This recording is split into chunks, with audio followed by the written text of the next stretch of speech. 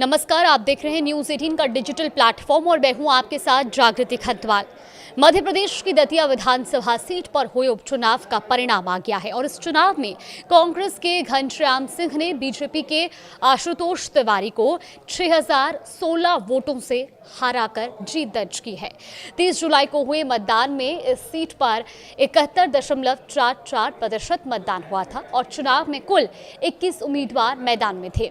मुख्य मुकाबला कांग्रेस और बीजेपी के बीच माना जा रहा था, लेकिन नतीजों के बाद तीसरे स्थान पर रही आजाद समाज पार्टी भी चर्चा का बड़ा विषय बन गई है और वो क्यों, वो भी आपको बताएंगे। देखिए, सबसे पहले आपको बताते हैं कि आखिर दतिया में उपचुनाव क्यों हुआ।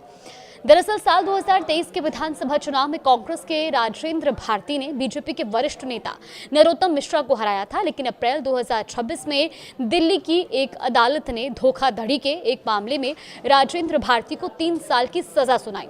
इसके बाद उनकी विधानसभा सदस्यता समाप्त हो गई और इस सीट पर उपचुनाव कराना पड़ा। अब बात करते हैं नतीजों की। मतगणना के शुरुआती दौर से ही कांग्रेस उम्मीदवार घनश्याम सिंह बढ़त बनाए रहे और आखिर तक ये कदम लगातार ये बढ़त कायम रही। अब चुनाव आयोग के अनुसार कांग्रेस के घनश्याम सिंह को 66,757 वोट मिले, बीजेपी के आशुतोष तिवारी को 60,741 वोट मिले, जबकि तीसरे स्थान पर रही आजाद समाज पार्टी के उम्मीदवार दामोदर यादव मंडल को 22,527 वोट मिले। यहीं से चुनाव की सबसे बड़ी चर्चा शुरू होती है। देखिए, पहली नज़र में ये जो कांग्रेस की करीबी 6000 वोटों की जीत दिखाई देती है, लेकिन जब तीसरे उम्मीदवार के 22,000 से ज़्यादा वोट सामने आते हैं तो राजनीतिक विश्लेषण का केंद्र भी बदल जाता है, क्योंकि कांग्रेस और बीजेपी के बीच जीत का अंतर 6016 वोट था, जबकि आज़ाद समाज पार्टी को इससे करीब 3 गुना ज़्यादा वोट मिले हैं। और इसी वजह से सवाल उठ रहा है कि क्या तीसरे उम्मीदवार की मौजूदगी ने मुकाबले के समीकरण बदल दिए हैं। लेकिन यहाँ एक महत्वपूर्ण बात ये भी समझना ज़रूरी है कि चुनाव आयोग सिर्फ ये बताता है कि किस उम्मीदवार को कितने वोट मिले हैं, वो ये नहीं बताता कि अगर कोई उम्मीदवार चुनाव में नहीं होता तो उसके वोट किस दल को जाते। इसीलिए ये कहना तथ्यात्मक रूप से सही नहीं होगा कि आज़ाद समाज पार्टी के सभी वोट किसी एक दल के खाते में जाते। हाँ, इतना ज़रूर कहा जा सकता है कि तीसरे उम्मीदवार ने मुकाबले को त्रिकोणीय बना दिया और चुनावी गणित पर उसका असर भी दिखाई दिया।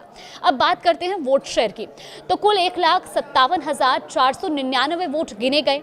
इनमें कांग्रेस को लगभग 42.39% वोट मिले, बीजेपी को लगभग 38.57% वोट मिले और आजाद समाज पार्टी को 14.30% वोट मिले। यानी मतदान करने वाले लगभग हर 7 मतदाताओं में से एक ने आजाद समाज पार्टी के उम्मीदवार को वोट दिया है। किसी उपचुनाव में तीसरे दल का 14% से अधिक वोट हासिल करना सामान्य प्रदर्शन नहीं माना जाता और अब सवाल ये भी उठ रहा है कि आजाद समाज पार्टी को इतने वोट आखिर कैसे मिले।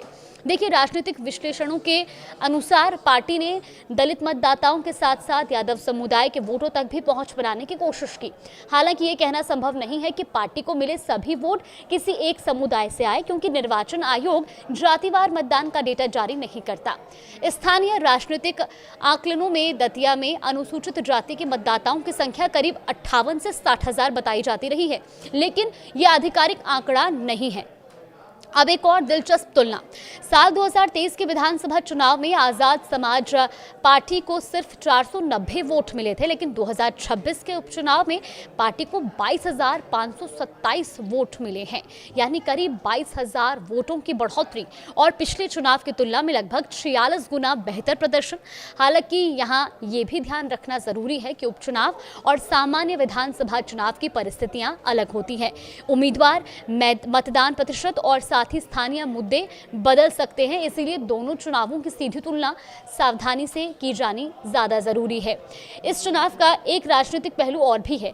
देखिए, राजनीतिक विश्लेषकों के अनुसार दतिया का चुनाव बीजेपी और कांग्रेस दोनों के लिए प्रतिष्ठा का सवाल बन गया था और ये चुनाव मध्य प्रदेश बीजेपी के नए अध्यक्ष हेमंत खंडेलवाल की पहली चुनावी परीक्षा भी माना जा रहा था। तो कुल मिलाकर दतिया उपचुनाव में कांग्रेस ने सीट बरकरार रखी है, बीजेपी दूसरे स्थान पर रही है। वहीं आज़ाद समाज पार्टी ने भले ही सीट नहीं जीती, लेकिन 22,000 से ज़्यादा वोट और 14.30% वोट शेयर हासिल कर अपनी मजबूत मौजूदगी दर्ज कराई है। ये कहना कि तीसरे दल ने किसी एक पार्टी की हार या जीत तय कर दी, उपलब्ध आधिकारिक आंकड़ों के आधार पर संभव नहीं है, लेकिन इतना जरूर कहा जा सकता है कि त्रिकोणीय मुकाबले ने चुनावी समीकरणों को प्रभावित किया और अंतिम परिणाम में कांग्रेस बढ़त बनाए रखने में सफल रही। फिलहाल दतिया उपचुनाव का सबसे बड़ा संदेश यही है कि जीत कांग्रेस के खाते में गई, जबकि तीसरे दल के प्रदर्शन ने भविष्य की राजनीति पर नई चर्चा जरूर शुरू कर दी है।